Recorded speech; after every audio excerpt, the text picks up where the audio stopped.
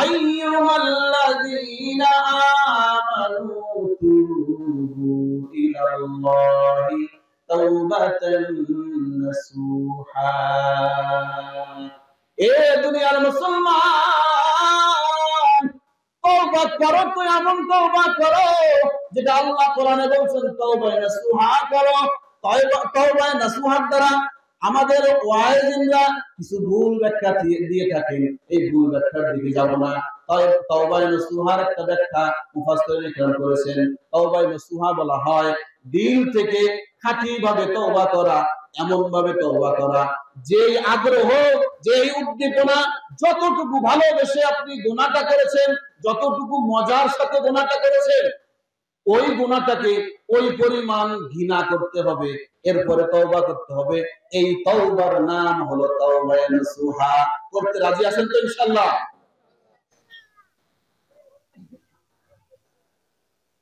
হযরত ওমর ফারুক রাদিয়াল্লাহু তাআলা আনহু তানবীহুল গাফিলিন নামক কিতাবের মধ্যে আছে, ওমর চেনেননি? এই ওমরকে চেনেন?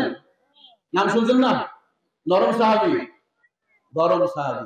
হযরত ওমর রাস্তা দিয়ে যায়, আল্লাহর এক বান্দা চিৎকার করে হাওমাও করে কান্নাকাটি করতেছে। ওমর বলে, বান্দা, আল্লাহর গোলাম, কান্দো কেন? আল্লাহর গোলাম ডাক দিয়ে বলেন, ওমর, আমি এমন গুনাহ করেছি, আল্লাহ আমাকে মাফ করবে কিনা জানি না। ও ওমর, এই গুনার ভয়ে, গুনার শাস্তির ভয়ে আমি কান্নাকাটি করতেছি। এমন কিছু কান্না আছে, মানুষের কান্না দেখলে আরেকজন দেখনেওয়ালাও সেও কেঁদে যায়, আছে না নাই? হযরত ওমরের চোখ থেকে ঝরঝর করে পানি পড়তেছে, এমন কান্না দেখে ওমর কাঁদতে কাঁদতে রাসূলের দরবার পর্যন্ত চলে গেছে। রাসূল ডাক দিয়ে বলেন, ওমর, কান্দেন কেন? ওমর বলে, ইয়া রাসূলুল্লাহ, রাস্তায় আসার সময় এক যুবককে কান্না করতে দেখেছি, তার কান্না দেখে আমিও কেঁদে ফেলেছি।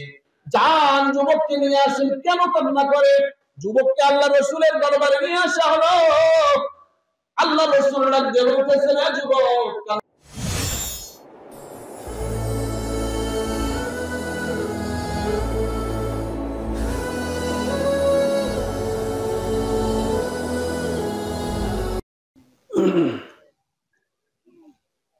আসসালামু আলাইকুম ওয়া রাহমাতুল্লাহি ওয়া বারাকাতুহু। আলহামদুলিল্লাহ,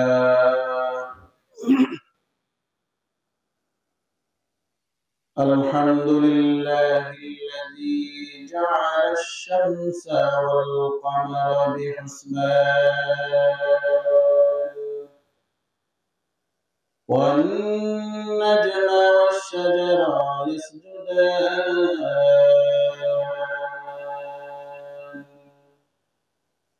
ওয়া ফাদ্দালা জামানান আলা জামান كما فضل مكان على مكان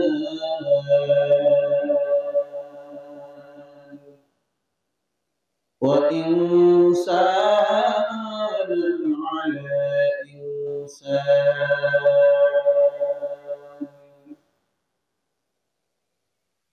ونشهد أن لا إله إلا الله وحده لا شريك له ونشهد أن سيدنا وسندنا وحبيبنا وحبيب ربنا وطبيبنا وطبيب قلوبنا ومولانا محمد أرسله الله تعالى بالحق بشيرا ونذيرا وداعيا إلى الله بإذنه وسراجا قمرا منيرا أما بعد فقد قال الله تبارك وتعالى في كلامه المبين أعوذ بالله من الشيطان الرجيم بسم الله الرحمن الرحيم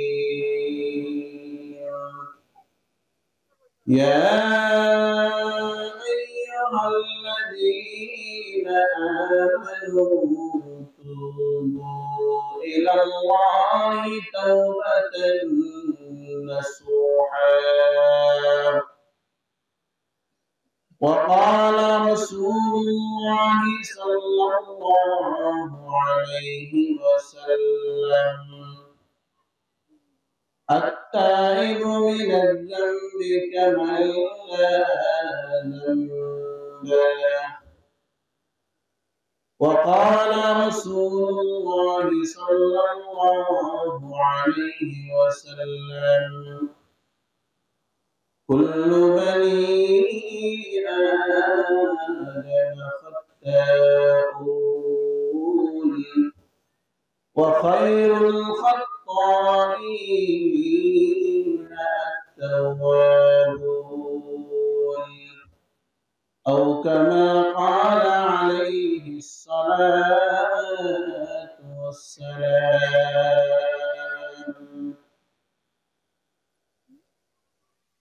سبحانك لا علم لنا إلا ما علمتنا إنك أنت العليم الحكيم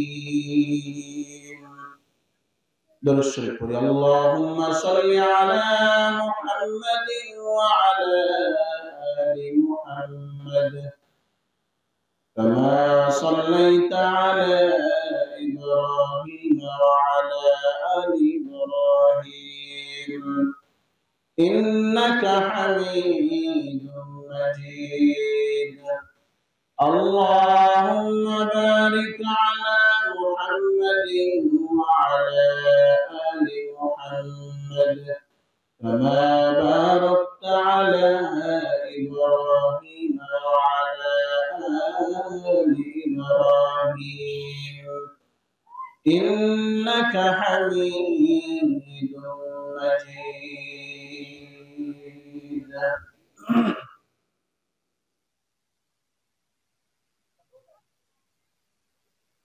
আল্লাহ জাল্লা শানুহু ওয়া আম্মা নওয়ালিহুর দরবারে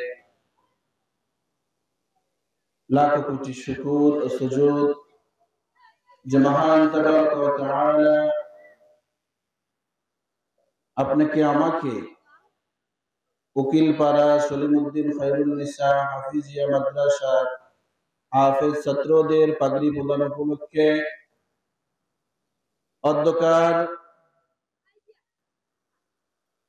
বরকতি ওয়াজ ও দোয়া মাহফিলে আসার এবং বসার তৌফিক দিয়েছে সেই মহান স্রষ্টার আলিশান দরবারে অন্তরে অন্তঃস্থল থেকে কালিমাতুশ শুকর আদায় করি সকলে দিল থেকে বলি আলহামদুলিল্লাহ। আওয়াজ হয় নাই? যতগুলো মানুষ আছি সকলে যদি ভক্তি ভরে আল্লাহকে হাজির নাজির জেনে আলহামদুলিল্লাহ বলি, আমার মনে হয় এই কবরস্থানের কবরবাসীরা পর্যন্ত আমাদের আলহামদুলিল্লাহর আওয়াজ শুনতে পারবে। আমি এই জন্য আবারও বলবো, আপনারা একটু জোর আওয়াজে বলবেন আলহামদুলিল্লাহ।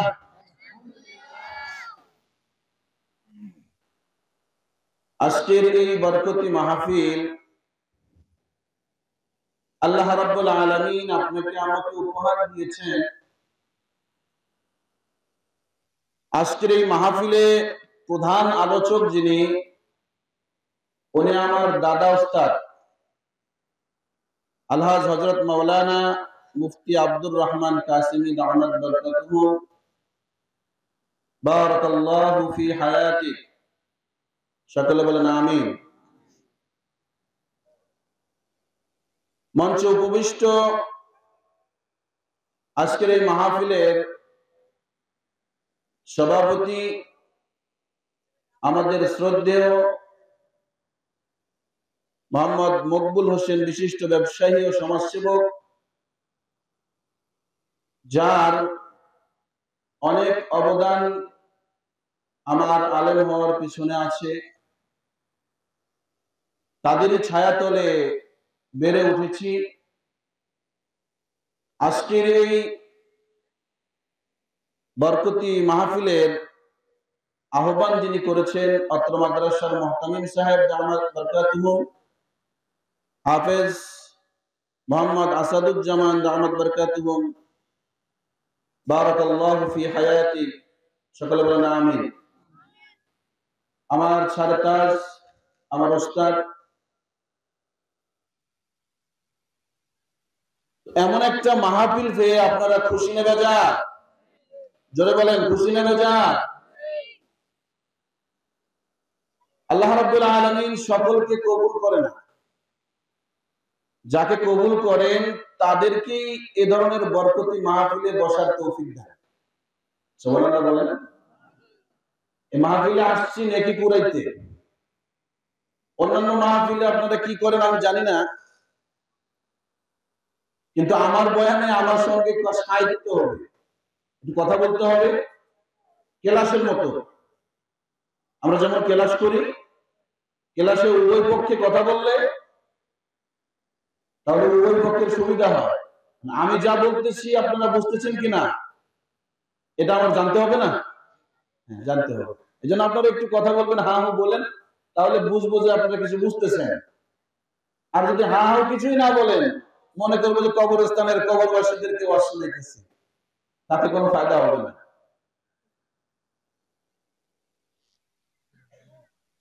ইনশাআল্লাহ অন্যান্য মাহফিলের থেকে আজকের এই মাহফিলটা ভিন্ন ধারার হবে।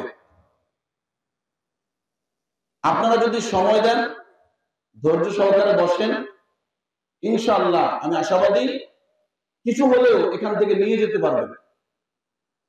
হাই হুল্লা, চিল্লাপাল্লা এগুলো হবে না ইনশাআল্লাহ। এজন্য আপনাদের শেখার আগ্রহ আছে তো? কথা বলেন, শেখার আগ্রহ আছে? শিখতে চান? হ্যাঁ, আজকে আমাদের কিছু আমলের পুঁজি নিয়ে যেতে হবে। অনেক ওয়াজে তো চিল্লাপাল্লা, নারায়ে তাকবীর, লিল্লাহে তাকবীর ইত্যাদি দিয়ে গলা টলা বসায় ফেলছি। আমাদের এলাকায় মোটামুটি মাহফিল অনেক হয়ে গেছে, আমরা শেষ পর্যায়ে আসছি। এখন এই সিজনের কিছু গুরুত্বপূর্ণ জিনিস যেটা আমাদের সকলেরই দরকার, আমারও দরকার।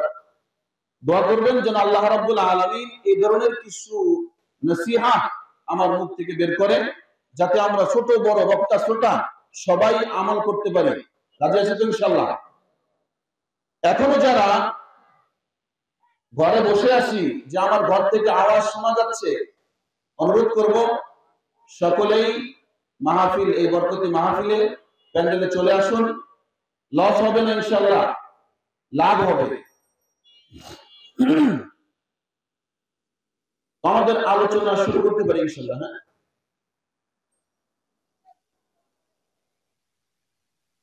আমরা সকলেই গুনাহগার। আমরা কেউ গুনাহ করি না এমন কেউ আছি? আমার থেকে গুনাহ হয় নাই এমন কেউ আছি? হ্যাঁ, আমাদের দেশে অনেক মানুষ আছে যারা বলে যে আমার জিন্দেগিতে কোনো গুনাহ নাই, এজন্য আমি আল্লাহ তাআলার কাছে মাফ চাই না। তারা কোন বুঝে বলছে এটা আমার বুঝে আসে না। তো এদিকে আমাদের আলোচনাও না। আল্লাহ রাব্বুল আলামিন তাকে হেদায়েত নসিব করেন, সকলে বলেন আমিন। আমরা গুনাহ করি, গুনার কারণে আমাদের দিল নাপাক হয়ে যায়। কি হয়? নাপাক হয়। সহজে বুঝে আসবে, দিল নাপাক হলে কি হয়। যে দিলটা নাপাক হয়ে যায়, এই দিলটা জাহান্নামের উপযোগী হয়ে যায়। নাউজুবিল্লাহ বলেন।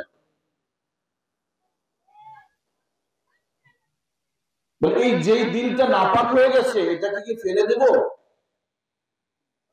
আপনার পাঞ্জাবিতে নাপাকি ভরছে, গোবর লাগছে, পাঞ্জাবিটা নামাজের অনুপযোগী হয়ে গেছে, এই পাঞ্জাবি গায়ে দিয়ে এই কাপড় পরে নামাজ জায়েজ হবে? জায়েজ হবে না। তাহলে কি এই পাঞ্জাবি এই কাপড় ফেলে দিবেন? ফেলে দিবেন? বলে পদ্ধতি তো আছে। পদ্ধতি হলো যে এটাকে পবিত্র পানি দ্বারা ধুয়ে পরিষ্কার করলেই, যেই পাঞ্জাবিটা নাপাকির কারণে নামাজের অনুপযোগী ছিল, এই পাঞ্জাবিটাই পবিত্র পানি দিয়ে ধোয়ার কারণে নামাজের উপযোগী হবে কি হবে না? যে কালবটা, যে অন্তরটা গুনাহ করার কারণে নাপাক হয়ে যায়, এই অন্তরকে ফেলে দিতে হয় না। এই অন্তর পাক করারও একটা পদ্ধতি আল্লাহ রেখে দিয়েছেন। এই অন্তরকে যদি পাক করতে পারি, তাহলে যে অন্তর এতক্ষণ গুনার কারণে, নাপাকের কারণে জাহান্নামের উপযোগী ছিল, এই অন্তরটাই পবিত্র হয়ে জান্নাতের উপযোগী হয়ে যাবে। সুবহানাল্লাহ। এর আগে আমাদেরকে কিছু আলোচনা বুঝতে হবে।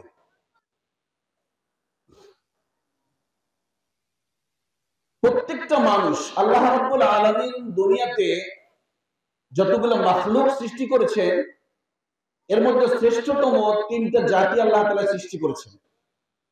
এক নম্বর হলো মানব জাতি, দুই নম্বর ফেরেশতা জাতি, তিন নম্বর হায়ওয়ান জানোয়ার জাতি, চতুষ্পদ প্রাণী যারা আছে, প্রাণী জাতি। এই তিন শ্রেণীর কিন্তু প্রাণী, যাদের ভিতরে প্রাণ আছে তাদেরকে কি বলা হয়? প্রাণী বলা হয়। মানুষের ভিতরে প্রাণ আছে না নাই? আছে। ফেরেশতার ভিতরে প্রাণ আছে না নাই? হায়ওয়ান জানোয়ারের প্রাণ আছে না নাই? তিন প্রকারের প্রাণীর ওই প্রাণ আছে। যখন এই প্রাণ চলে যায়, এই প্রাণী আর প্রাণী থাকে না, মৃত লাশ হয়ে যায়। যতক্ষণ পর্যন্ত প্রাণ থাকে তাকে প্রাণী বলা হয়। এই তিন প্রকারের প্রাণীর আবার এক একটা করে মন আছে। কি আছে? একটা জিনিস প্রাণ, আর একটা হলো মন। আমার আলোচনা কোন দিকে যাবে আপনারা বুঝতেছেন? একটা জিনিস হলো প্রাণ, আর একটা হলো মন। দুইটা কিন্তু এক না। আপনারা কি বলেন? হ্যাঁ, বুঝতে হবে, বিষয়বস্তুটা অনেক কঠিন। প্রাণ বলা হয় জীবনী শক্তিকে, যেই শক্তিটা মানুষের দেহে থাকার কারণে মানুষ চলাফেরা করতে পারে, কথা বলতে পারে, কার্যক্রম করতে পারে, সবকিছু করতে পারে। আর মন বলা হয় অনুভূতি শক্তিকে, যেই শক্তিটা মানুষের ভিতরে থাকলে মানুষ কোনো কিছু অনুভব করতে পারে। যেই জিনিসটাকে আমরা প্রাণ বলি বাংলায়, এই জিনিসটাকে কোরআনের ভাষায় রূহ বলা হয়। কি বলা হয়? যেটাকে আমরা প্রাণ বলি, এটাকে কোরআনের ভাষায় রূহ বলা হয়। আর যেটাকে আমরা মন বলি, অনুভূতি শক্তি, এটাকে কোরআনের ভাষায় বলা হয় নফস। কি বলা হয়? নফস। রূহ আর নফস, এটার মধ্যে যে পার্থক্য, এটা একটা উদাহরণ দিলে আপনারা বুঝবেন। একটা ঘুমন্ত মানুষ আর একটা জাগ্রত মানুষ। ঘুমন্ত ব্যক্তির ভিতরে রূহ থাকে, প্রাণ থাকে, কি থাকে না? মন থাকে না। কি থাকে না? মন থাকে না, নফস থাকে না। হাসপাতালে অপারেশনের জন্য যে রোগীকে বেহুশ করা হয়, আমার কথা যদি বুঝে থাকে তাহলে বলেন তো দেখি, এই বেহুশ ব্যক্তির মধ্যে কি আছে আর কি নাই? বলেন বলেন। রূহ আছে, প্রাণ আছে, কি নাই? নফস নাই, মন নাই।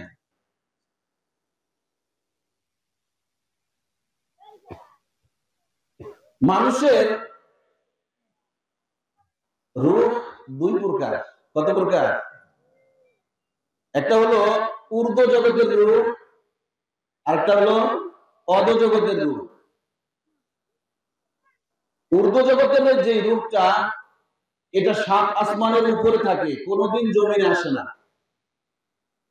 আর অধ জগতের যে রূপ, এটা মানুষের ভিতরে আল্লাহ রাব্বুল আলামিন মায়ের গর্ভে 3 চিল্লা লাগানোর পরে মাওলা পাক মানুষের ভিতরে সেট করে দেয়। মানুষের রূহ যে দুইটা, আমার মনে হয় এখানে অনেকেই এই আলোচনাটা এর আগে শোনেন নাই। আমি উদাহরণ দিলেই বুঝবেন। আমাদের ব্যক্তিগত জন্মের পর থেকে নিয়ে যতটুকু আকল হয়েছে, এর দ্বারা আমরা যতটুকু বুঝেছি, দুনিয়াতে সূর্য কয়টা এটাও জানেন না? একটু চিল্লে বলেন না, কয়টা? একটা। আমি আরেকটা সূর্যের সন্ধান আজকে আপনাদেরকে দেব, দেখেন তো দেখি বোঝেন কিনা। আগামীকাল যখন সূর্য উঠবে, সূর্য ওঠার পরে আপনি একটা ফাঁকা জায়গায় গিয়ে দাঁড়াবেন। এমন একটা পুকুর, যে পুকুরের আশপাশে কোনো গাছগাছালি নাই। এই পুকুরের পানিতে তাকায় দেখবেন আরেকটা সূর্য দেখা যাবে। যাবে কি যাবে না? কথা বলেন না মুসলমান? সূর্য কয়টা দুনিয়ায়? আমরা এতদিন জানি একটা, আজকে আরেকটা নতুন সূর্যের সন্ধান পাইছেন কি পাইছেন না? এখন বলেন তো দেখি, এই দুই সূর্যের মধ্যে আসল কোনটা? আসমানে যেটা আছে এটা হলো আসল সূর্য। আর পানির নিচে, পুকুরের পানির নিচে যে সূর্য দেখলেন, এটা কোন সূর্য? এটা আসল সূর্যের ছায়া। আসল সূর্যের ছায়া। এই আসল সূর্যের যে ছায়া আছে, আপনি পানির পাড়ে দাঁড়ালে, পুকুরের পাড়ে দাঁড়ালে, এই সূর্য থেকেও আলো আসে কি আসে না? আসে। এই সূর্য থেকে যে আলো আসে, এই আলোটা চেহারায় পড়লে গরম অনুভব হয় কি হয় না? সূর্য তো আসলটা আসমানের উপরে, আসল সূর্যের ছায়া পানির নিচে, এখান থেকেও আলো আসে, এখান থেকেও গরম অনুভব হচ্ছে। বলে ঠিক তেমনি ভাবে মানুষের ঊর্ধ্ব জগতের একটা প্রাণ আছে, যেটা আল্লাহ রাব্বুল আলামিন সাত আসমানের উপর রেখে দিয়েছেন। আর অধোজগতের যে প্রাণ, এটা হলো ওই আসল প্রাণের ছায়া, যেটা মানুষের ভিতরে আল্লাহ রাব্বুল আলামিন ফিট করে দিয়েছেন। আমার কথা বুঝেছেন? এখন আমরা আরেকটা জিনিস বুঝবো। পুকুরের পানির নিচে যে সূর্য দেখলেন, সূর্যের ছায়া, এই সূর্যের ছায়াটা আকাশ মেঘাচ্ছন্ন হলে অথবা গাছগাছালির ছায়া থাকলে এটাকে বিলীন হয়ে যায় না থাকে? বিলীন হয় না? বিলীন হয়ে যায়। কিন্তু আসল সূর্য কি কোনোদিন বিলীন হয়ে যায়? মেঘের কারণে, গাছের কারণে, কোন ছায়ার কারণে হয় না। মানুষের অধোজগতের যে প্রাণ আছে, এই প্রাণও একদিন বিলীন হয়ে যায়। মৃত্যু নামের ছায়া যেদিন আসে, বলে এই মৃত্যু নামের ছায়ার দ্বারা মানুষের অধোজগতের প্রাণ বিলীন হয়ে যায়। কিন্তু ঊর্ধ্ব জগতের যে প্রাণ আছে, এই প্রাণ কখনো বিলীন হয়? কথা বলেন, কথা বলেন, বিলীন হয় না। আল্লাহ রাব্বুল আলামিন এই ছায়া আমার আপনার ভিতরে দিয়েছেন। এই জন্যই তো মুফাসসিরিন কিরাম বলেন যে মানুষের এই প্রাণটা প্রাণী নয়, কেবলমাত্র একটা প্রাণের ছায়া মাত্র। দুনিয়ার জিন্দেগিটা প্রাণের ছায়া নিয়ে বেঁচে আছি। আখিরাতের জিন্দেগিতে যখন মানুষ আমার জীবিত হবে, আল্লাহ রাব্বুল আলামিন তাকে ওই দিন আর প্রাণের ছায়া দিবে না। ওই যে ঊর্ধ্ব জগতের প্রাণ, আসল প্রাণ রাখছেন, এই প্রাণটা তার ভিতরে ফিট করে দিবেন। বলেন সুবহানাল্লাহ। আমার এই কথাগুলো বোঝানোর উদ্দেশ্য হলো, এই যে তিন ধরনের প্রাণী আমরা দেখলাম, বুঝলাম, তিন ধরনের প্রাণীর মধ্যে প্রাণ আছে। এই তিন প্রাণের মধ্যে পার্থক্য আছে না? নাই? আছে। হায়াওয়ান জানোয়ার আল্লাহ রাব্বুল আলামিন দুনিয়াতে মানুষকে প্রেরণ করেছেন, কিছু বিধিবিধান আছে না নাই? আল্লাহ তাআলা কিছু বিধান নাজিল করেছেন। আল্লাহর এই বিধানগুলোকে মানলে আল্লাহর হুকুম মানা হলো, আর আল্লাহর এই বিধানগুলোকে না মানলে আল্লাহর হুকুম অমান্য করা হলো। যদি কেউ আল্লাহর হুকুম অমান্য করে তার সওয়াব হবে না গুনাহ হবে? এটা তো সহজ কথা, সকলেই বোঝেন। আর যদি কেউ আল্লাহর হুকুম মানে তাহলে তার সওয়াব হবে না গুনাহ হবে? এই সওয়াব আর গুনাহ এটা কি হায়াওয়ান জানোয়ারের হবে? হায়াওয়ান জানোয়ারের জন্য, ফেরেশতার জন্য না। কার জন্য? মানুষের জন্য। কার জন্য? মানুষের জন্য। কেন? আল্লাহ রাব্বুল আলামিন মানুষের যে নফস দিয়েছে, এই নফসের ভিতরে আমি যে জিনিসটা বুঝাইতে চাইতেছি সেটা হলো মানুষের নফস নাপাক হয়ে যায়। মানুষের নফস কি হয়? নাপাক হয়। এটাকে আবার পাক করতে হয়। নফস নাপাক হয় কেমনে এটাই যদি না জানি, পাক করবো কেমনে? আমার নফসটা নাপাক না পাক এটাই যদি না জানি, তাহলে তো এটা পাক করার কোনো চিন্তা ভাবনাই মাথায় আসবে না। এজন্য নফসটা নাপাক হয় কেমনে এটা আগে আমাদেরকে বুঝতে হবে।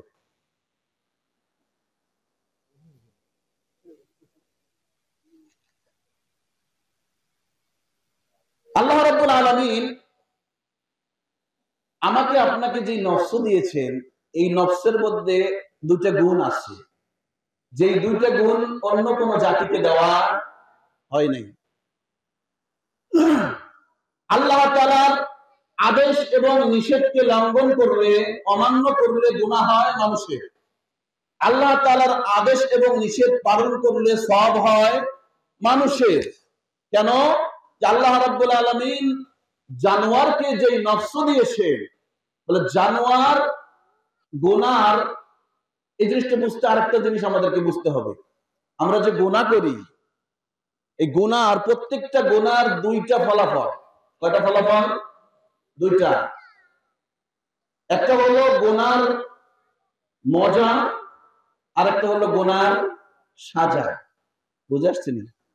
গুনাহ করলে মজাও আছে, আর এই গুনার সাজাও আছে। আল্লাহ রাব্বুল, আমি সংক্ষেপে কথাগুলো নিয়ে যাব, আমার অনেক দূর যাইতে হবে।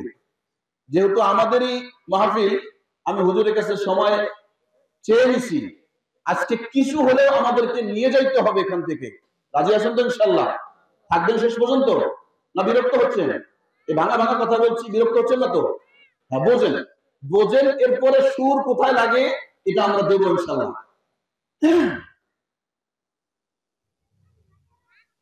যেই যোগ্যতা আল্লাহ রাব্বুল আলামিন মানুষকে দিয়েছেন, এই যোগ্যতা হায়াওয়ান জানোয়ারেরও নাই, এই যোগ্যতা ফেরেশতারও নাই। হায়াওয়ান জানোয়ার গুনার মজা বোঝে, সাজা বোঝে না। সাজা বোঝার যোগ্যতাও আল্লাহ তাআলা তাকে দেয় না। ফেরেশতা প্রত্যেকটা গুনার সাজা বোঝে, কিন্তু গুনাহ কি কারণে করে এই মজাটা আমি উদাহরণ দিয়ে বুঝাই দেব। আর মানুষ এমন একটা জাতি যাকে আল্লাহ রাব্বুল আলামিন দুইটা গুণই দিয়েছে, গুনার মজাও বোঝে, গুনার সাজাও বোঝে। এটাই আল্লাহ তাআলা কোরআন পাকের মধ্যে বলছেন। 11টা কসম খেয়ে আল্লাহ তাআলা এই জিনিসটাই বুঝাইছেন। এটা আমি পরে বুঝাচ্ছি।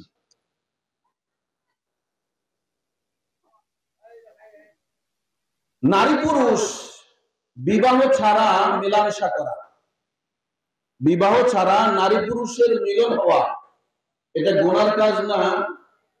গুনাহ না সওয়াব? গুনাহ, বুঝেন তো? এটা গুনার কাজ। এই গুনার কাজের মজা আছে না নাই? এই মজা কিন্তু বয়ান করে বোঝানোর জিনিস না। যারা বোঝার তারা বুঝে ফেলছে, যারা বোঝার না তারা বুঝবে না। বলে এই নারী পুরুষ যে বিবাহ ছাড়া মেলামেশা করা, এটা গুনাহের কাজ। এটা হায়াওয়ান জানোয়ার বোঝে না।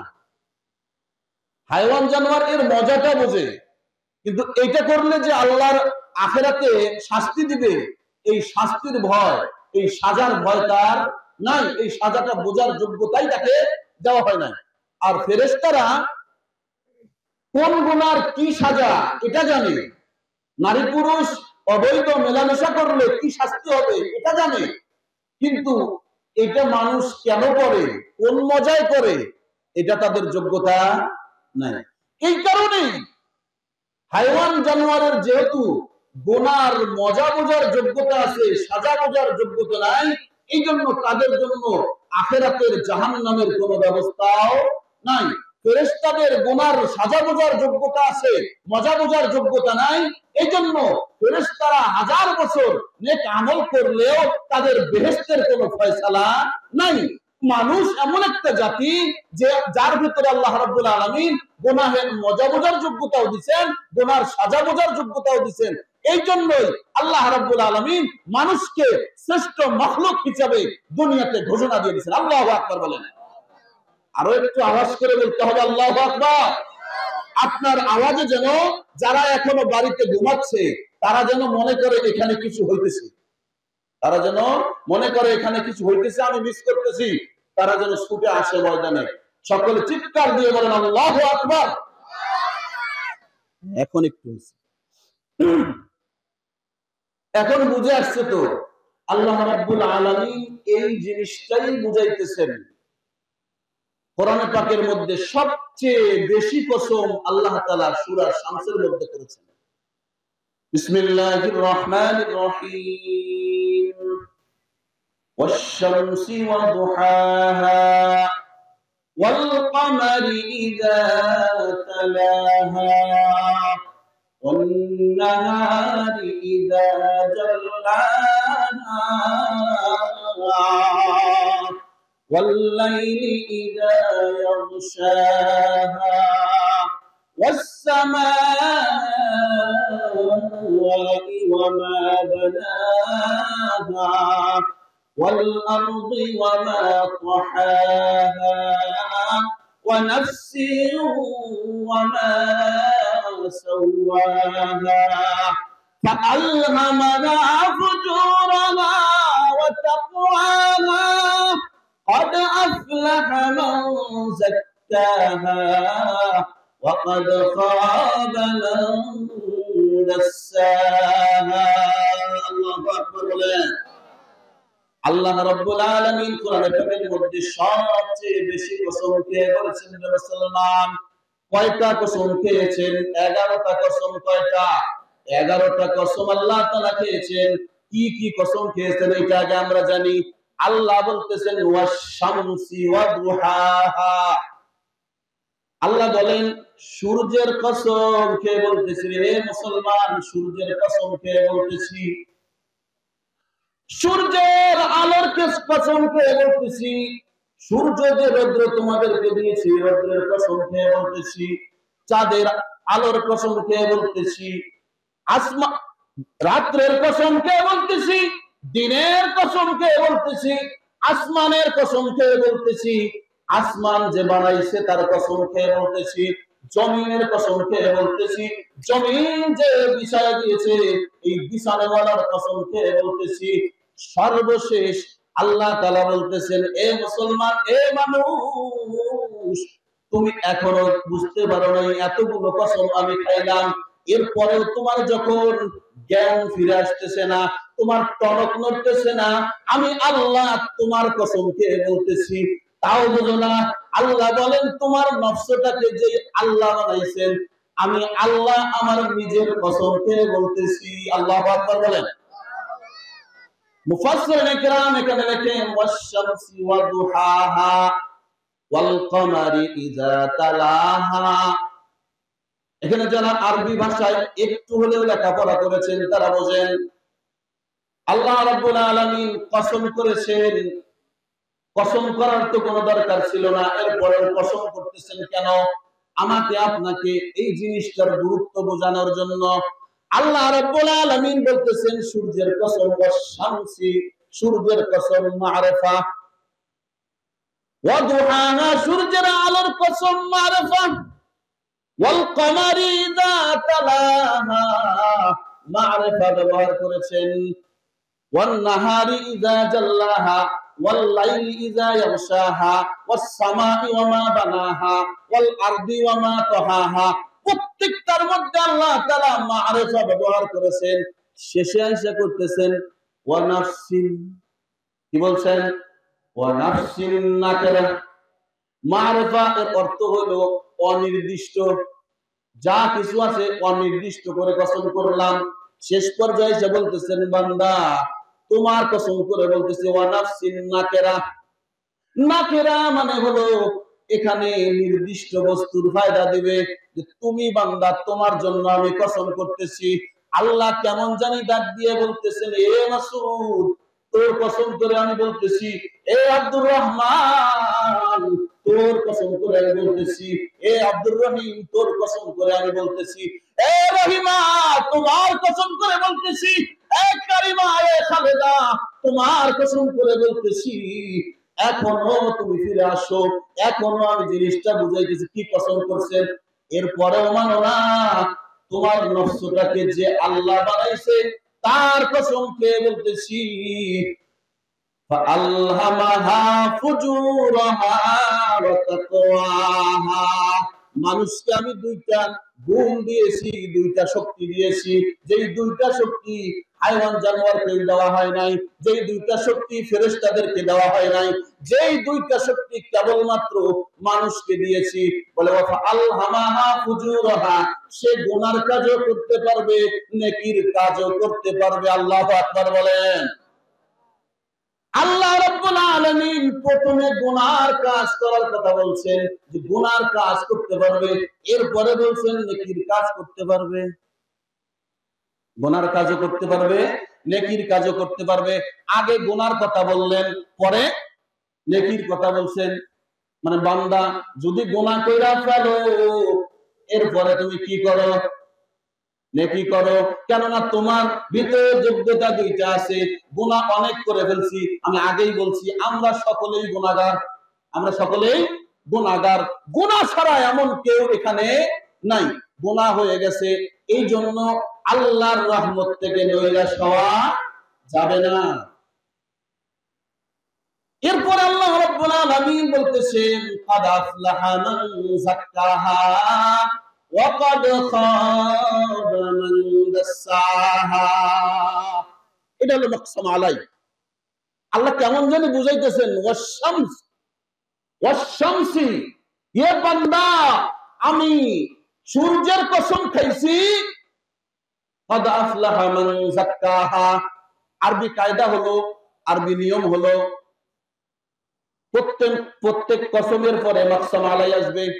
প্রত্যেক কসমের পরে মাকসাম আলাই আসবে, মানে যার ব্যাপারে কসম খাইতেছে এই জিনিসটা। এটা হলো যে অশামসি, কেমন জানি এর মতলবী তরজমা এমন হইতেছে যে অশামসি সূর্যের কসম করে বলতেছি, কাদ আফলাহা মান যাক্কাহা, যেই ব্যক্তি তার অন্তরকে পরিশুদ্ধ করলো সেই সফল কাম। সুবহানাল্লাহ বলেন। এইভাবে 11টা কসম করে এই দুইটা গুণের কথা বলে দিয়ে বলতেছেন, যে ব্যক্তি অন্তরকে পরিশুদ্ধ করলো সে দুনিয়া আখিরাতে সফল কাম। যে অন্তরকে পরিশুদ্ধ করতে পারলো না, যে দুনিয়াও ক্ষতিগ্রস্ত, আখিরাতে তো বেশি ক্ষতিগ্রস্ত। কথা বলেন না কেন? ঠান্ডায় জমে গেছেন নি? জমে গেছেন? সব তো যুবকই দেখতেছি, বৃদ্ধ তো কয়েকজন, বুড়া মানুষরা তো জমে গেছে। যুবকদের কেন বলবো? আমার আওয়াজের সাথে সাথে, আমার কথার সাথে সাথে একটু হাহু করেন, আওয়াজটা একটু জোরে দিতে হবে। রাজি আছেন তো ইনশাআল্লাহ? হ্যাঁ। গুনাহ হয়ে গেছে। গুনার কয়টা দিক বলছিলাম? প্রত্যেকটা গুনার কয়টা দিক? কয়টা? একটা হলো গুনাহ, বলেন বলেন, গুনাহ নিয়ে যাইতে হবে, বাড়ি পর্যন্ত নিয়ে যাইতে হবে। তো এখানকার ওয়াজ এখানে রেখে যাওয়া হবে না। দাদা নাতির কিসসা শুনছেন? দাদা নাতি গেছে ওয়াজ শুনতে, খাল পার হয়ে ওয়াজ শুনতে গেছে। ওয়াজ শোনার পরে আসতেছে, আসার সময় দাদাই করছে কি, এখানে পানি আছে তো খাল পার হইতে হয়। দাদা কি কই আমরা এটাকে লেমটি করছে, কি করছে, ফরজ তরক করে লেঙ্গি মেরে ফেলেছে, কাঁচা দিছে, মাল কাঁচা যেটাকে বলে, কাঁচা দিছে। নাতি বলতেছে, দাদা ওয়াজে না শুনে আসলা ফরজ তরক করা গুনাহ? আরে বোকা, ওয়াজ তো খালের উপর রেখে আসছি, ওয়াজ কে এবারে নিয়ে আসছি? ওয়াজ খালের উপরে রেখে আসলে হবে না, ওয়াজ বাড়ি পর্যন্ত নিয়ে যেতে হবে। আমি কিন্তু ওয়াজের এখনো মূল জায়গায় যাই নাই। গুনাহের দুইটা দিক, মজা, গুনাহের সাজা। বুঝেন নাই এখনো? উদাহরণ দেব। নারী পুরুষ অবৈধ মেলামেশা করলে এর মজা আছে, সাজাও আছে। ছোট্ট একটা সাজা আপনাদেরকে শোনাই। জিনাল আইনিন নজর, হাদিস শরীফে, মুসলিম শরীফের হাদিস। রাসূল আকরাম সাল্লাল্লাহু আলাইহি ওয়াসাল্লাম বলেন, প্রত্যেক জিনাকারী এরা 6টা জিনা করে ফেলে। এর মধ্যে থেকে একটা হলো নজরের জিনা। জিনাল আইনিন নজর, নজর দিয়ে দেখা। একজন পুরুষ আরেকজন মহিলাকে যদি না দেখে তাহলে কি তার উপর আকৃষ্ট হবে? হবে না। আগে তো দেখতে হয়। এই দেখাটাও একটা জেনা। বলে এই দেখা যে একটা জেনা, এই জেনার শাস্তি কি? রাসূল বলেন, কিয়ামতের দিন যেই ব্যক্তি, যেই পর পুরুষ কোন পর নারীকে লোভনীয় দৃষ্টিতে, ফাহেসাতের দৃষ্টিতে, খারাপ নিয়তে একবার দেখলো, এই ব্যক্তির চোখের মধ্যে আল্লাহ রাব্বুল আলামিন জ্বলন্ত উত্তপ্ত সীসা তার চোখের মধ্যে ঢেলে দিবে। নাউজুবিল্লাহ বলেন। গুনাহের মজাও আছে, সাজাও আছে। গুনাহ করছে, মজা পাইছে, দেখছে, কতক্ষণ মজা পাইছে? 1 সেকেন্ড। 1 সেকেন্ড মজা পাইছে। 1 সেকেন্ড। এই মজার শাস্তি কি 1 সেকেন্ড? না। বলে গুনার মজা এটা কিন্তু কম, গুনাহের সাজাটা হলো অনেক বেশি। 1 সেকেন্ড গুনাহের মজা করলো, আর এর কারণে ঘন্টাকে ঘন্টা, বছরকে বছর, সালকে সাল, যুগকে যুগ এই গুনার সাজা ভোগ করতে হবে। ফজরের সময় কনকনে শীত, শীতকাল না, ফজরের সময় উঠতে মন চায়? মন চায় না। ফজরের আজান থেকে নিয়ে সূর্য ওঠা পর্যন্ত 1 ঘন্টা ধরলাম, এই 1 ঘন্টা মজা। শীতকালে লেপের নিচ থেকে বের না হয়ে শুয়ে আসেন, ফজরের নামাজে গেলেন না, মুয়াজ্জিনের ডাকে সাড়া দিলেন না, মজা কতক্ষণ পাইলেন? 1 ঘন্টা।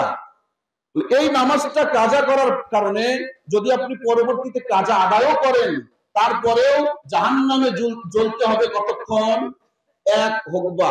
1 হুকবার পরিমাণ 2,88,00,000 বছর।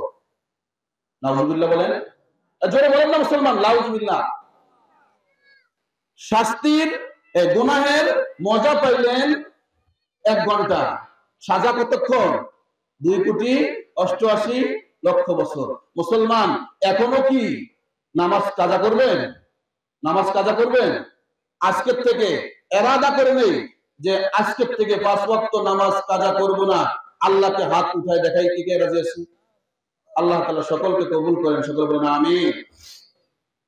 গুনাহের মজা কম, সাজা বেশি। এরপরেও মানুষ গুনাহ করে কেন? জেনে বুঝে গুনাহ করে, জেনে বুঝে গুনাহ করে। আপনি বলবেন যে হুজুর জেনে বুঝে গুনাহ করে মানে? হ্যাঁ, জেনে বুঝেই গুনাহ করে।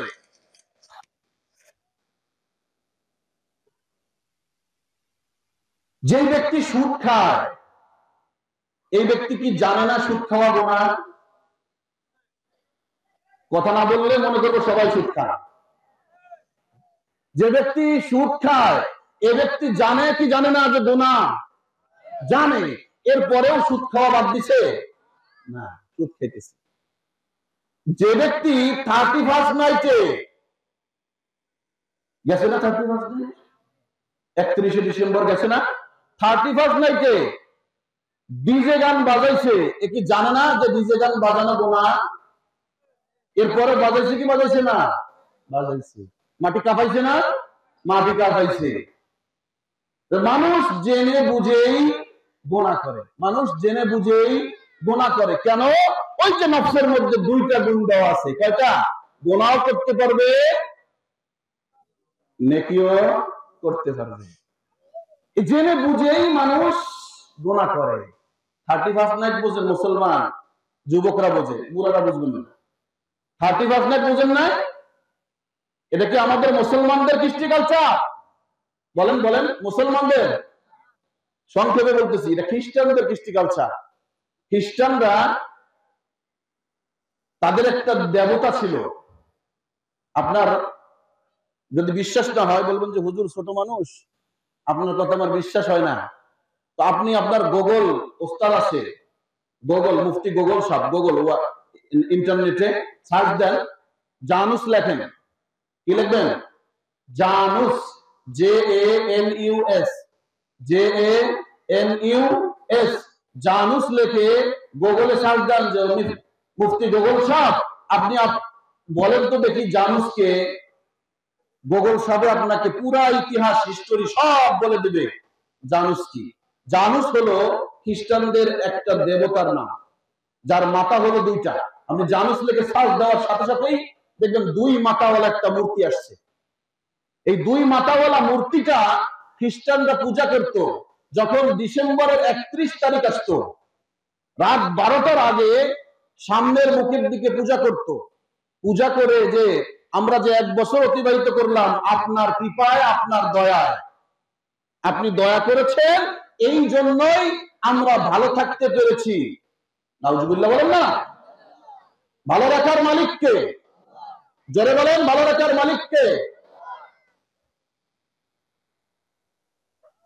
12টার আগে এটা খতম। যেই 12টা পার হয়ে যাইতো, পেছনের মুখে যাইতো, যাওয়ার পরে বলতো যে গত বছর তো গেছে, সামনের বছরটা যে আসতেছে, আপনি যদি দয়া আর কৃপা করেন তাহলে আমাদের ভালো চলবে। মূর্তির কাছে চাইতো। মুসলমান চাবে কার কাছে? শান্তি চাবে কার কাছে? মুক্তি চাবে কার কাছে? খাদ্য চাবে কার কাছে? রেজেক দাতা কে? চিৎকার দিয়ে বলেন কে? ভোটের সময় কে? কথা বলে না। ভোটের সময় আল্লাহ থাকে না। যদি থাকতোই তাহলে নেতারা রাবিয়া বসরি আর হাসান বসরি সাইজা মাজারে যায় না? যায় না? ভোটের সময় আসলে এক একজন নেতা হাসান বসরি হয়ে যায়, যাকে পায় তাকেই সাউটু বলে। কি বলে না? বলে। এরপরে যেই নির্বাচন শেষ, খুঁজে পাওয়া যায় কাউকে? খুঁজে পাওয়া যায় না। ভোটের সময় এসে খাজা বাবার দরবারে কেন আপনি চাইতে গেলেন? তার মানে আপনি আল্লাহকে বিশ্বাস করেন না। আপনি যে নির্বাচনে জয়ী হবেন, আল্লাহ আপনাকে জয় করাবে, আল্লাহ আপনার পরাজয় দিবে, এটা আপনার বিশ্বাস নাই। এই জন্য আপনি খাজা বাবার কাছে চাইতে গেছেন। কথা বলেন ঠিক কিনা? ক্ষমতা দেওয়ার মালিককে, ক্ষমতা দেওয়ার মালিককে।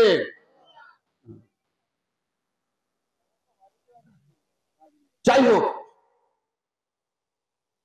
আল্লাহ রাব্বুল আলামিন আপনাকে আমাকে দুইটা গুণ দিয়েছে। কেন? পরীক্ষা করার জন্য, যে বান্দা তোকে আমি দুইটা গুণ দিলাম, গুনার কাজও তুই করতে পারবি, নেকির কাজও করতে পারবি।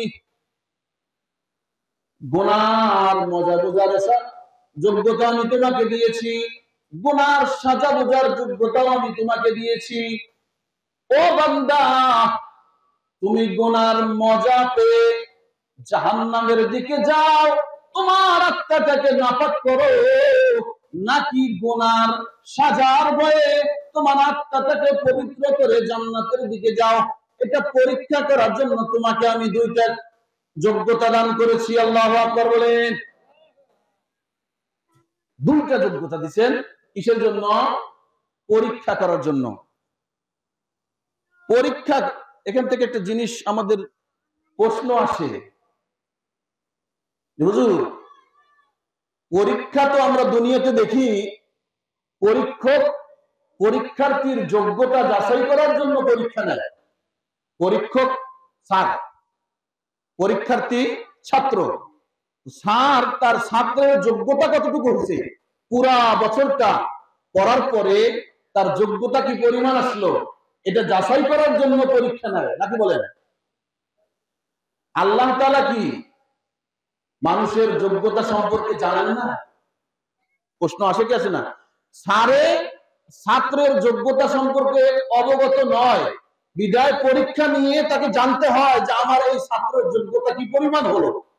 তাহলে কি বলবেন যে আল্লাহ তাআলা বান্দার যোগ্যতা সম্পর্কে অবগত নয়? কি বলেন আপনারা? অবগত আছে না নাই? আছে। তাহলে পরীক্ষা নেন কেন? এই প্রশ্ন। বলে এই প্রশ্নের উত্তরটা আমাদেরকে জানতে হবে। প্রশ্নের উত্তর হলো, মানুষ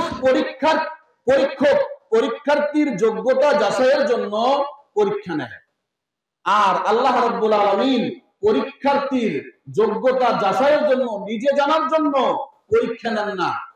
পরীক্ষার্থীর যোগ্যতা তাকে জানাই দেওয়ার জন্য পরীক্ষা নেন। আল্লাহু আকবার। আমার ভিতরে কি যোগ্যতা আছে, আমি জান্নাতে যাব নাকি জাহান্নামে যাব? আবু জেহেলকে যদি আল্লাহ রাব্বুল আলামিন তৈরি না করেই জাহান্নামে দিয়ে দিতেন, যে আমি জানি তোকে দুনিয়ায় পাঠালে তুই নবীর সঙ্গে দুশ্মনী করবি, দুশ্মনী করে তুই জাহান্নামে যাবি, নিচাই তোর পিছনে এই সময়টা নষ্ট করার কি দরকার, তোকে আমি জাহান্নামে দিলাম, তাহলে আবু জেহেল কি সহজেই মেনে নিত? মেনে নিত না। প্রশ্ন করত, আল্লাহ আমাকে যে জাহান্নামে দেওয়া হচ্ছে কি কারণে, কি অপরাধ আমার, আমি যে জাহান্নামে যাচ্ছি কোন অপরাধে যাচ্ছি এটা তো আমি নিজেই জানি না। তখন কি আল্লাহ তাকে জাহান্নামে দিতে পারতেন? আটকে যেত না? আটকে যেত। এই জন্য আল্লাহ রাব্বুল আলামিন তাকে পাঠাইছেন দুনিয়াতে, পাঠায়া তার ভিতরে দুটো যোগ্যতা দিচ্ছেন, দেওয়ার পরে পরীক্ষা করে জানাইতেছেন যে আবু জেহেল রে, তোর যে আমি দুনিয়ায় পাঠাইছি, তোর ভিতরে যে যোগ্যতা আছে, তুই এই যোগ্যতা গোনার মজায় পইরা সাজার কথা বইলা তুই জাহান্নামের দিকে গেছো। এখন আবু জেহেল আর প্রশ্ন করতে পারবে না আল্লাহ কোন কারণে জাহান্নামে দিতেছো, এটা বলতে পারবে? এখন বলবে কি, আল্লাহ যে কোন কারণে দিতেছে এটা আল্লাহর আগে থেকে ফয়সালা করাই ছিল, আল্লাহর ফয়সালাই ঠিক।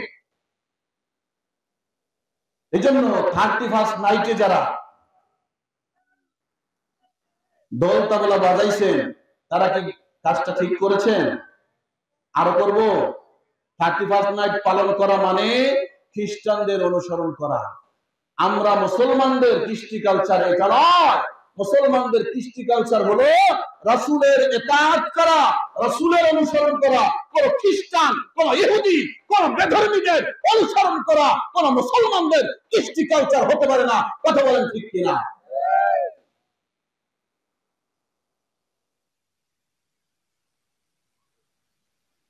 আল্লাহ রাব্বুল আলামিন দেখতেছেন যে ব্যক্তি গুনার কারণে, গুনার মজা পেয়ে যদি জাহান্নামের দিকে যায়, সাজার ভয় যদি ভুলে যায়, তাহলে তার অন্তরটা কি হয়ে যায়? বলেন বলেন, অন্তর কি হয়? নাপাক হয়ে যায়। নাপাক অন্তর কিসের উপযোগী হয়? জাহান্নামের উপযোগী হয়ে যায়। আল্লাহ বলেন, বান্দা তোমার অন্তরটা নাপাক হয়ে তুমি জাহান্নামের উপযুক্ত হয়ে গেছো, কিন্তু তোমার এই অন্তরটা পাক করার একটা পদ্ধতি আছে। তোমার অন্তরটাকে যদি তুমি পাক করতে পারো, তাহলে এই অন্তর নিয়েই তুমি জান্নাতের বাসিন্দা হতে পারবা। আল্লাহু আকবার। অন্তরটা পাক করবো কেমনে? আত্তাইব, রাসূল সাল্লাল্লাহু আলাইহি ওয়াসাল্লাম হাদিস শরীফের মধ্যে বলেন, আত্তাইবু মিনাজ যামবি কামান লা যামবা লাহু। বান্দা যখন গুনাহ কইরা আল্লাহর কাছে খালেস দিলে তওবা করে, খালেস দিলে তওবা করে, আল্লাহ রাব্বুল আলামিন তার গুনাহটা এমন ভাবে মুছে দেয় যেন সে জীবনে কোনো গুনাহই করে নাই। আল্লাহু আকবার। ইয়া আইয়ুহাল্লাযীনা আমানু তুবু ইলাল্লাহি তাওবাতান নাসুহা। এ দুনিয়ার মুসলমান, তওবা করো, তো এমন তওবা করো যেটা আল্লাহ কোরআনে বলছেন তওবা নাসুহা করো। তওবা নাসুহার দ্বারা আমাদের ওয়াইজিনরা কিছু ভুল ব্যাখ্যা দিয়ে থাকেন, এই ভুল ব্যাখ্যার দিকে যাব না। তওবা নাসুহার একটা ব্যাখ্যা মুফাসসিরিন কেরাম করেছেন, তওবা নাসুহা বলা হয় দিল থেকে খাঁটি ভাবে তওবা করা, এমন ভাবে তওবা করা যেই আগ্রহ, যেই উদ্দীপনা, যতটুকু ভালোবেসে আপনি গুনাহটা করেছেন, যতটুকু মজার সাথে গুনাহটা করেছেন, ওই গুনাহটাকে ওই পরিমাণ ঘৃণা করতে হবে, এরপরে তওবা করতে হবে। এই তওবার নাম হলো তাওবায়ে নসুহা। করতে রাজি আছেন তো ইনশাআল্লাহ?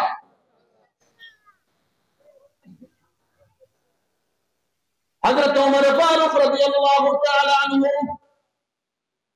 তানবীহুল গাফিলিন নামক কিতাবের মধ্যে আছে, ওমর চেনেননি? এই ওমরকে চেনেন? নাম শুনছেন না? নরম সাহাবী, গরম সাহাবী। হযরত ওমর রাস্তা দিয়ে যায়, আল্লাহর এক বান্দা চিৎকার করে হাওয়া করে কান্নাকাটি করতেছে। ওমর বলে, বান্দা, হে আল্লাহর গোলাম, কান্দো কেন?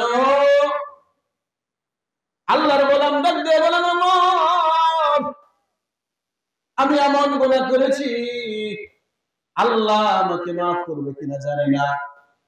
ও ওমর, এই গুনার ভয়ে, গুনার শাস্তির ভয়ে আমি কান্নাকাটি করতেছি। এমন কিছু কান্না আছে, মানুষের কান্না দেখলে আরেকজন দেখনেওয়ালাও সেও কেঁদে যায়, আছে না নাই? হযরত ওমরের চোখ থেকে ঝরঝর করে পানি পড়তেছে, এমন কান্না দেখে ওমর কাঁদতে কাঁদতে রাসূলের দরবার পর্যন্ত চলে গেছে। রাসূল ডাক দিয়ে বলেন, ওমর, কাঁদেন কেন? ওমর বলে, ইয়া রাসূলুল্লাহ, রাস্তায় আসার সময় এক যুবককে কান্না করতে দেখেছি, তার কান্না দেখে আমিও কেঁদে ফেলেছি। যান যুবককে নিয়ে আসেন, কেন কান্না করে? যুবককে আল্লাহ রাসূলের দরবারে নিয়ে আসা হলো। আল্লাহ রাসূল ডাক দিয়ে বলতেছেন, এ যুবক, কান্না করো কেন? কি হয়েছে? কি তোমার দুঃখ বলো? যুবক ডাক দিয়ে বলেন, ইয়া রাসূলুল্লাহ, এমন বড় অপরাধ করেছি, এমন গুনাহ করেছি রাসূল, এই গুনাহ মনে হয় আমার আল্লাহ আমাকে মাফ করবে না। কি গুনাহ করেছো? তুমি কি শিরক করেছো নাকি? বলে, না, শিরক করি নাই। তুমি কি কাউকে হত্যা করেছো? না, কাউকে হত্যা করি নাই। বলে, কি করেছো? ইয়া রাসূলুল্লাহ, আমি মদিনার বাসিন্দা, মদিনায় আমার একটা কর্ম আছে, আমার একটা কাজ আছে। মদিনার কবরস্থান থেকে আমি রাত্রি বেলায় কাফনের কাপড় চুরি করি। নাউজুবিল্লাহ বলেন। রাসূল বলেন, এটা তো মারাত্মক অপরাধ। ইয়া রাসূলুল্লাহ, এটা তো না, গুনাহ তো এখনো বলিই নাই। ইয়া রাসূলুল্লাহ, গতকালকে মদিনার এক যুবতী মারা গেছে। যুবতীকে যখন কবরে দাফন করা হয়েছে, রাত্রি বেলায় কবরের থেকে কাফনটা চুরি করার জন্য আমি গেছি। যুবতীর শরীর থেকে যখন কাপড়টা টান দিয়ে খুলছি, খোলার পরে আমার নফস শয়তানের ধোঁকায় পড়ে, কুমন্ত্রণায় পড়ে খারাপ মন মানসিকতার সৃষ্টি হয়েছে। আমি যুবতীর সঙ্গে অপকর্ম করেছি, মৃত লাশটার সঙ্গে অপকর্ম করেছি। ইয়া রাসূলুল্লাহ, এরপরে তার কাফনটা নিয়ে কবর থেকে উঠে আসতেছি, এমন সময় আমার কানের মধ্যে আওয়াজ আসছে, রাসূল গো, মনে হয় যুবতীটা আমাকে পেছন দিক দিয়ে ডাক দিয়ে বলতেছে, আল্লাহর গোলাম, এতগুলো মৃত মানুষের মধ্যে, এতগুলো লাশের মধ্যে, কবরবাসীদের মধ্যে আমাকে অপবিত্র করে রেখে গেলা। কিয়ামতের দিন এই উলঙ্গ শরীর নিয়ে অপবিত্র অবস্থায় আল্লাহর সামনে কেমনে আমি মুখ দেখাবো? ইয়া রাসূলুল্লাহ, যুবতীর ওই চিৎকারটা আমাকে পাগল করে দিতেছে। আমার কানের মধ্যে মনে হয় বারবার ওই চিৎকারের আওয়াজ আসতেছে। রাসূল, আমি এটা সহ্য করতে পারতেছি না, এই জন্য আমি কান্নাকাটি করতেছি। রাসূল বলে, মারাত্মক গুনাহ করেছো, মারাত্মক অপরাধ করেছো। রাসূল এই কথাটা বলার সাথে সাথে আল্লাহর বান্দা চিৎকার দিয়ে ওখান থেকে চলে গেছে সোজা পাহাড়ে। 40 দিন যাবত কান্নাকাটি করছে, আল্লাহর কাছে মাফ চাইছে। আল্লাহকে ডাক দিয়ে বলেন, আল্লাহ, তোমার রাসূলের কাছে গেলাম, রাসূল আমাকে সান্ত্বনা দিল না, রাসূল আমাকে ধমক দিয়েছে, রে বাবা, তুমি কি আমাকে তাড়াই দিবা? তোমার দরবার থেকে যদি তাড়াইয়া যাও, আমি গুনাহগার, কোথায় যাব? ও আল্লাহ, আমাকে মাফ করে দাও। রোনাজারি করতে করতে 40 দিন পর্যন্ত যখন রোনাজারি হয়ে গেছে, আল্লাহ রাব্বুল আলামিন জিবরাইলকে পাঠিয়ে দিয়েছেন নবীর কাছে। জিবরাইল এসে নবীকে জিজ্ঞেস করতেছেন, ইয়া রাসূলুল্লাহ, আল্লাহ আমারে পাঠাইছেন আপনার কাছে জানতে, দুনিয়াতে মানুষকে রিজিক দেয় কে? রাসূল আকরাম সাল্লাল্লাহু আলাইহি ওয়াসাল্লাম বলেন, আমাকে সহ পুরা পৃথিবীর মানুষকে রিজিক দেওয়ার মালিক হলো আল্লাহ। ও রাসূল, সৃষ্টি করেছেন কে? আল্লাহ। আমাকে সহ পুরা জগতের সমস্ত মাখলুককে সৃষ্টি করেছেন আল্লাহ। বলে আল্লাহ যদি সৃষ্টি করে থাকেন, গুনাহগারকে ক্ষমা করার দায়িত্ব কার? রাসূল এখন বুঝতে পেরেছেন। রাসূল বলতেছে, জিবরাইল, সমস্ত গুনাহগারদেরকে ক্ষমা করার একচ্ছত্র মালিক হলেন আল্লাহ। ইয়া রাসূলুল্লাহ, আল্লাহ জানাই দিয়েছেন আল্লাহর ওই বান্দাকে আল্লাহ মাফ করে দিয়েছে। সুবহানাল্লাহ বলেন। রাসূল আকরাম সাল্লাল্লাহু আলাইহি ওয়াসাল্লাম সাহাবাদেরকে দিয়ে খবর দিয়েছেন, যাও আমার ওই বান্দাকে খবর দাও, আল্লাহর ওই গোলামকে খবর দাও, আল্লাহ তাআলা তাকে মাফ করে দিয়েছে। তওবা করলে গুনাহ মাফ হয় কি হয় না? এটাই আল্লাহ তাআলা এটাই বলছেন, তওবা নাসুহা করো। তওবা নাসুহা তোমরা যদি করতে পারো, পরিপূর্ণ তওবা যদি তোমরা করতে পারো, তাহলে রাসূল বলেন, আত-তাইবু মিনাজ যামবি কামান লা যামবা লাহু। গুনাহ থেকে তওবাকারী এমন হয়ে যায় সে যেন এখনো কোনোদিন একটা গুনাহ করে নাই। সুবহানাল্লাহ বলেন না? রাসূল আরেকটা হাদিস, রাসূল আকরাম সাল্লাল্লাহু আলাইহি ওয়াসাল্লাম বলেন, কুল্লু বনি আদম খাত্তাউন। প্রত্যেক বনি আদম, আদমের সব সন্তানরা অপরাধী। আদমের সব সন্তান গুনাহগার, কিন্তু যারা গুনাহ করার পরে আবার তওবা করে আল্লাহ তাআলার কাছে এই ব্যক্তিটা খুবই পছন্দের, খুবই মাহবুব হয়ে যায়। সুবহানাল্লাহ বলে। বলে কেমন প্রিয়? আল্লাহ তাআলার কাছে কেমন প্রিয়? তিরমিজি শরীফের হাদিস, মুসলিম শরীফের হাদিস, বুখারী শরীফের হাদিস, একই হাদিস তিন কিতাবের মধ্যে আসছে। রাসূল আকরাম সাল্লাল্লাহু আলাইহি ওয়াসাল্লাম বলেন, যে ব্যক্তিটা গুনাহ করার পরে তওবা করে আল্লাহর কোলে ফিরে আসে, আল্লাহ কেমন খুশি হয় মুসলমান একটু শুনেন। রাসূল বলেন, কোন বান্দা মরুভূমির পথে সফর করতেছে, মরুভূমিতে সফর করতেছে, একটা বাহন নিচে উট, এই উটের মধ্যে তার খাবার, পানীয়, টাকা পয়সা, প্রয়োজনীয় আসবাব সব কিছু ওই বাহনের মধ্যে রাখছে। রাসূল বলেন, এই বান্দাটা চলতে চলতে চলতে চলতে এমন জায়গায় গেছে, মরুভূমি, আশপাশে কোনো এলাকা নাই, এমন জায়গায় যাওয়ার পরে ক্লান্ত হয়ে গেছে। ক্লান্ত হওয়ার পরে একটা গাছের ছায়ার মধ্যে বিশ্রামের জন্য বসে পড়ছে। আর আল্লাহর বান্দার ঘুম এসে গেছে। ঘুম আসার পরে হঠাৎ করে ঘুম ভেঙে গেছে। ঘুম ভেঙে দেখে তার যে বাহন, তার মধ্যে পানি, খাবার, টাকা পয়সা, প্রয়োজনীয় আসবাব ছিল, এই বাহনটা আর তার কাছে নাই। বলেন তো দেখি এই বান্দার অবস্থাটা কেমন হয়েছে? তার মনটা ভেঙে গেছে। ও গো আল্লাহ, এমন জায়গায় আসছি, বাড়িতেও ফিরে যাওয়ার কোনো সম্ভাবনা নাই, যেতে পারবো না, এত দূরে আসছি এবং গন্তব্যে যাব, এটা অনেক দূর, পায়ে হেঁটে যাইতে পারবো না, খাবার দাবার সব তো আমার ওই উটের মধ্যে ছিল, এখন আমার মরা ছাড়া কোনো উপায় নাই। মৃত্যুর জন্য প্রস্তুতি নিয়ে গাছের গোড়ায় আবার বসে পড়ছে, ঘুমায় গেছে, ঘুমাইছে। এরপরে ঘুম ভেঙে গেছে। ঘুম ভাঙার পরে দেখে তার যে সওয়ারি হারায় গেছিল, এই সওয়ারি আল্লাহর রহমতে আবার ফিরে আসছে। সুবহানাল্লাহ। বান্দাটা কত খুশি হয়েছে, কত খুশি হয়েছে। রাসূল হাদিসের মধ্যে বলেন, এমন খুশি হয়েছে বান্দা চিৎকার দিয়ে উঠে দাঁড়ায় গেছে, আল্লাহ, ইয়া আল্লাহ, প্রথম শব্দ বলছে ইয়া আল্লাহ, আনা রাব্বুকা ওয়া আনতা আবদি। বলবে আনা আবদি, আনা আবদিকা ওয়া আনতা রাব্বি, বলবো আমি আপনার গোলাম, আপনি আমার মালিক। এটা না বলে খুশির ঠেলায়, খুশির চোটে এমন কথা বলে ফেলছে যে আমি তোমার মালিক, তুমি আমার বান্দা। খুশিতে কি বলতেছে, মুখ থেকে কি বের হয়েছে তার ধারণা নাই, এত খুশি হয়েছে। নাহলে আল্লাহকে কেউ বান্দা বলতে পারে?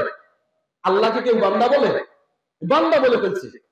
রাসূল বলেন এই বান্দাটা যত খুশি হয়েছে, আল্লাহ রাব্বুল আলামিনের যে কোনো বান্দা গুনাহ করার পরে আবার তওবা করে আল্লাহর দরে ফিরে আসে, আল্লাহ রাব্বুল আলামিন ওই বান্দার থেকে লক্ষ কোটি কোটি গুণ বেশি খুশি হয়ে যায়। আল্লাহু আকবার বলেন। তওবা করতে রাজি আছেন তো? রাজি আছেন? হ্যাঁ, তওবা করার জন্য কিছু শর্ত আছে। এখন আসবো আমরা ওয়াজে। তওবা করার জন্য শর্ত আছে। আমাদের ওযুর ফরজ আছে না নাই? ওযুর ফরজ কয়টা? ওযুর ফরজ কয়টা? মুসলমান সবাই জানেন তো ওযুর ফরজ চারটা? জিজ্ঞেস করবো? না, জিজ্ঞেস করতে হবে না। ওযুর ফরজ আমরা জানি চারটা। এই কারণে মুসলমানের ওযুর যদি এই চারটা ফরজ আদায় না হয় তাহলে ওযু হয় না, এটা আমরা সকলেই জানি। আর ওযু না হলে নামাজও হয় না, এটাও জানি। কিন্তু তওবার ফরজ আছে, এই তওবার ফরজটা আমাদের জানা নাই। তওবার ফরজ আজকে শিখে যাব। শিখবেন তো? বলবো তওবার ফরজ 6টা। কয়টা? তওবার ফরজ 6টা। এই তওবার ফরজ 6টা আজকে শিখে যাব। তাহলে কালকের থেকে আমাদের বুঝে আসবে যে এই 6 ফরজ ছাড়া তওবা হয় না। 1 নাম্বার ফরজ, যে অপরাধ করেছি, যে গুনাহ করেছি, এই গুনার জন্য অনুতপ্ত হতে হবে, লজ্জিত হতে হবে। এটা আমার কাজ ছিল না, এটা আমি করে ফেলেছি, অনেক বড় অপরাধ করেছি। 1 নম্বর কাজ কি করা? আমার সাথে বলতে হবে। 1 নম্বর কাজ অনুতপ্ত হওয়া, লজ্জিত হওয়া। 2 নম্বর এই গুনাহ ছেড়ে দেওয়া। 2 নম্বর কি? গুনাহ ছেড়ে দিয়ে এরপরে তওবা করা। সুদী লেনদেন আছে, সুদের কাজ ছেড়ে দিছি, দিয়ে তওবা করছি, কিন্তু আমার সেভিং অ্যাকাউন্ট এখনো চালু আছে। কি আছে? সেভিং অ্যাকাউন্ট চালু আছে। আমার ফরজ, তওবার ফরজ আদায় হয়েছে নি? কথা বলেন, তওবার ফরজ আদায় হয়েছে নি? সেভিং অ্যাকাউন্ট যতদিন চালু থাকবে ততদিন আপনি সুদ থেকে বাঁচতে পারেন। যতই আপনি সুদ বাদ দেন, সেভিং অ্যাকাউন্ট যত ব্যাংকের সাথে লেনদেন আছে এগুলো জারি রাখবেন, তো আপনি সুদের সাথে জড়িত আছেন। আর এই জড়িত থাইকা তওবা হয় না। এই সেভিং অ্যাকাউন্ট জারি রেখেও তওবা করা, এর উদাহরণ হলো জামাই গেছে শ্বশুর বাড়িতে। জামাই কোথায় গেছে? শ্বশুর বাড়ি। শ্বশুর বাড়িতে যাওয়ার পরে হাঁটাচলা করতে শ্বশুরের গায়ে লাগতে লাগছে। শ্বশুরের গায়ে কি? পাও লেগে গেছে। যদি আকল বলা জামাই হয়, ভদ্র জামাই হয়, তাহলে কি করবেন বলেন আপনারা? বলেন, আমি বলবো না। মাপ চাবে। শ্বশুরের কাছে কি যাবে? মাপ চাবে। আকল না থাকে সেটা তো ভিন্ন কথা। যদি আকল থাকে তাহলে শ্বশুরের কাছে মাপ চাবে, যেভাবে চাইতে হয় মাপ চাবে। মাপ চাবে কেমনে? পাও লাগাই দিয়ে নাকি পাও আগে সরাইতে হবে? লাত্তি লাগছে, লাত্তি লাগায় ওখানে পাও লাগাই দিয়েই বলতেছে শ্বশুর নিয়ে আমাকে মাফ করে দেবে। এটা কি জ্ঞানী না ব্যাকল? জ্ঞানী না ব্যাকল? এই মাপ চাওয়া যেমন মাপ হয় না, এই মাপ চাওয়ার দ্বারা শ্বশুরের সাথে মাপ চাওয়া হলো না, শ্বশুরের সঙ্গে মস্কারি করা হলো।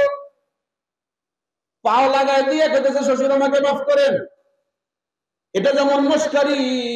সেভিং অ্যাকাউন্ট ব্যাংকে রাখা আল্লাহর সঙ্গে, আল্লাহর কাছে তওবা করা, এটা আল্লাহর সঙ্গে মস্কারি করা। কথা বলেন ঠিক কিনা? এজন্য গুনাহ ছেড়ে দিতে হবে, এরপরে তওবা করতে হবে। 2 নম্বর। 3 নম্বর, এই গুনাহ ভবিষ্যতে আর করব না। গুনাহ ভবিষ্যতে আর করব না, এই দৃঢ় প্রতিজ্ঞা করে ওয়াদাবদ্ধ হয়ে এরপরে আল্লাহর কাছে তওবা করতে হবে।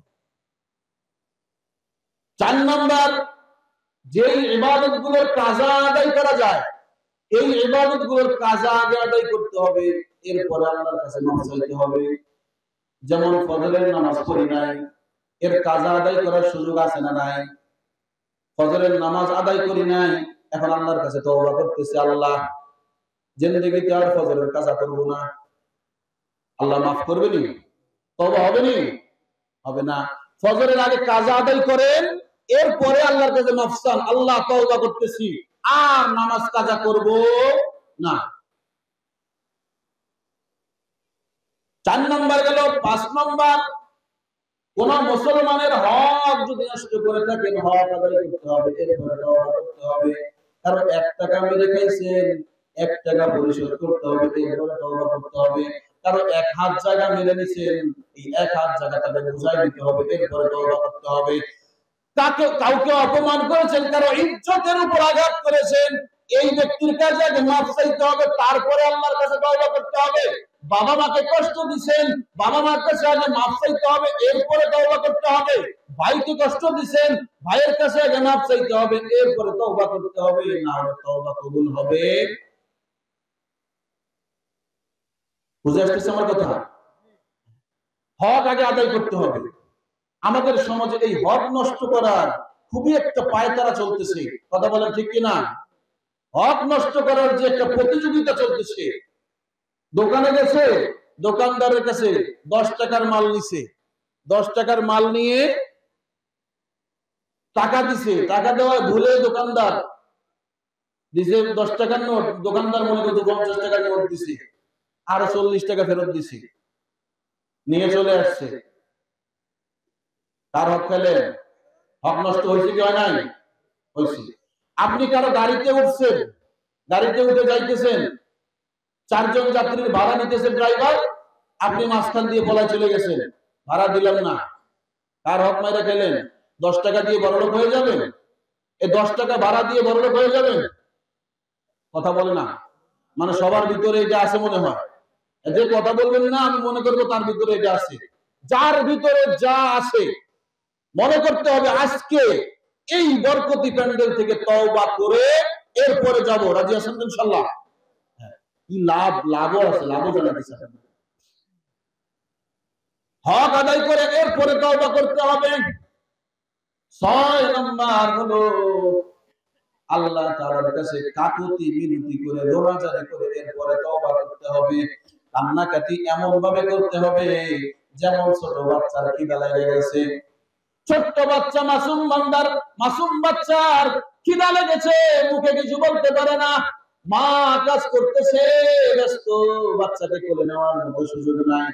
বাচ্চা গড়াগড়ি করে কান্না শুরু করে, প্রথম এমনি কাঁদতেছে, কাজ হয় না। এরপরে মাটিতে গোড় দিয়ে কান্নাকাটি শুরু করে, কাজ হয় না। হাত পা ছটফট শুরু করেছে, কান্না করতেছে বেহুশের মতো। তখন মা তাকে কোলে তুলে নেয় কি নেয় না? নেয়।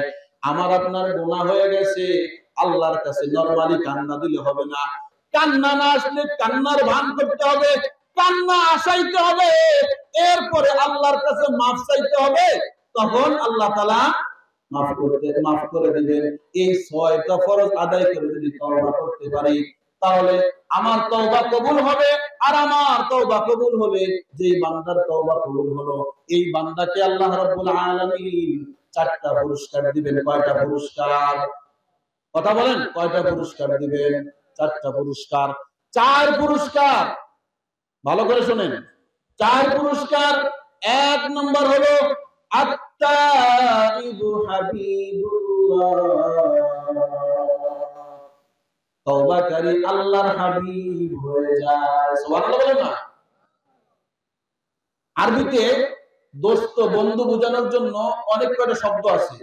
এবং থেকে হাবিব একটা, খলিল একটা, সাদিক একটা। তো হাবিব আর খলিল এর মধ্যে পার্থক্য আছে। হাবিব দিয়েও বন্ধু বোঝায়, খলিল দিয়েও বন্ধু বোঝায়। ভাষাবিদগণ এর মধ্যে পার্থক্য করেছেন। খলিল বলা হয় যে আল্লাহর জন্য নিজেকে নিবেদন করে দেয়, আল্লাহর জন্য পাগল হয়ে যায়। সোজা ভাষা, যে আল্লাহর জন্য পাগল। আল্লাহ হযরত ইব্রাহিম আলাইহিস সালাতু ওয়াস সালামকে খলিল হিসেবে গ্রহণ করেছিলেন। ওয়াত্তাখাযা ইব্রাহিম খলিলা। সুবহানাল্লাহ বলেন। ইব্রাহিম আমার খলিল, আমি ইব্রাহিমকে খলিল হিসেবে গ্রহণ করেছি।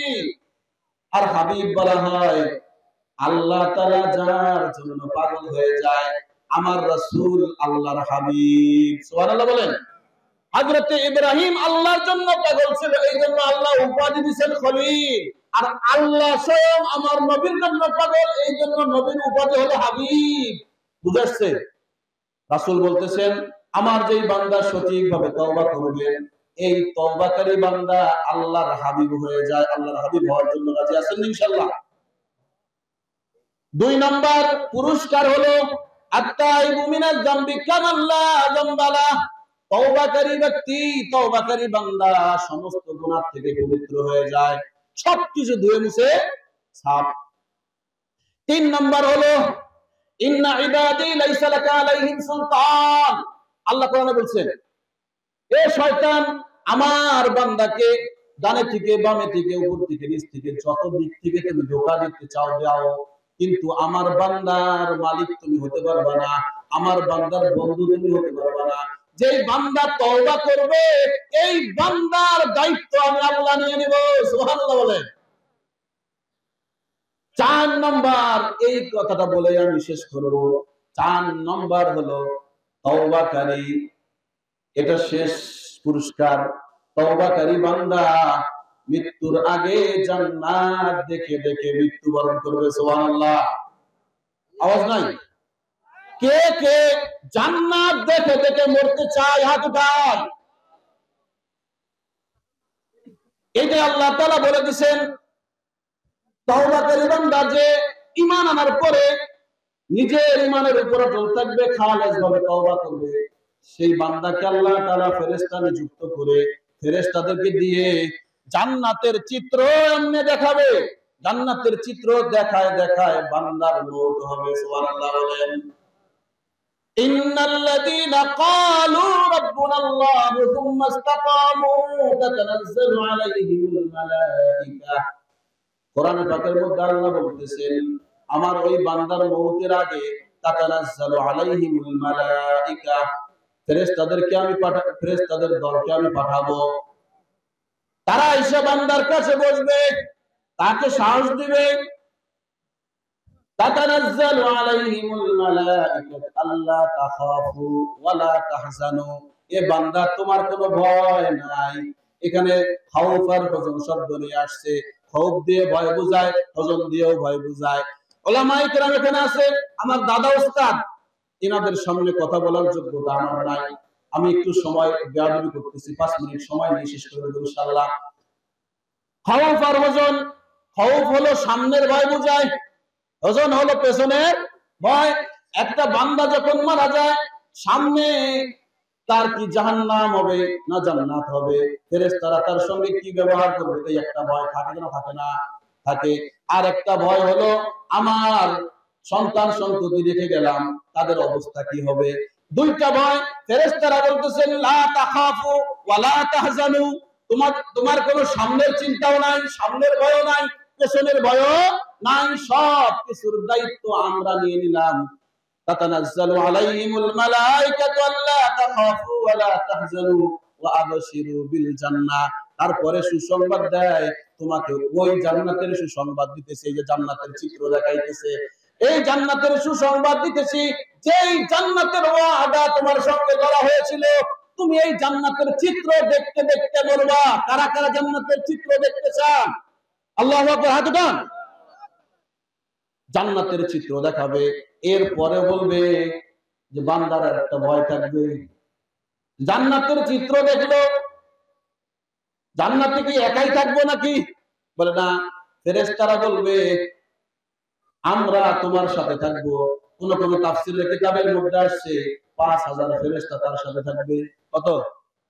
সর্বশেষ বলবে যে না, তোমাকে জান্নাত পর্যন্ত পৌঁছায় দিলাম, এরপরে নুজুলাম মিন গফুরির রহিম, আল্লাহর পক্ষ থেকে মেহমানদারি হবে। কি হবে? আল্লাহর পক্ষ থেকে মেহমানদারি হবে। মুফাসসির একরাম লেখেন 500 বছর আল্লাহ তাআলা আপনাকে প্লেট থেকে খাবার নিয়ে স্বীয় কুদরতি হাতে আপনার মুখের মধ্যে লোকমা দিয়ে দিবেন। সুবহানাল্লাহ বলেন না? আল্লাহ তাআলা আপনাকে নিজে খাওয়াবে। মুসলমান একটু চিন্তা করেন অবস্থাটা কেমন হবে। দুনিয়ার জান্নাতের যত নিয়ামত আপনি ভোগ করেন না কেন, এই নিয়ামতের সামনে কোন নিয়ামতের কোন মূল্য নাই। আল্লাহ তাআলা এইভাবে আপনাকে খাওয়াইতে থাকবেন, খাওয়াইতে থাকবেন। মুসলমান তওবা করতে রাজি আছি তো ইনশাআল্লাহ? রাজি আছি তো ইনশাআল্লাহ? হ্যাঁ, আমাদের মুরব্বি আসছেন, বয়ান করবেন, নসিহত করবেন। এরপরে সকলেই আখেরি মুনাজাত দিয়ে তওবা করে এরপরে বাড়িতে যাব। রাজি আছি তো ইনশাআল্লাহ? আল্লাহ তাআলা সকলকে যা কিছু আলোচনা করলাম আমাকে সহ সকলকে সঠিকটা বুঝবার, আমল করবার তৌফিক দান করেন।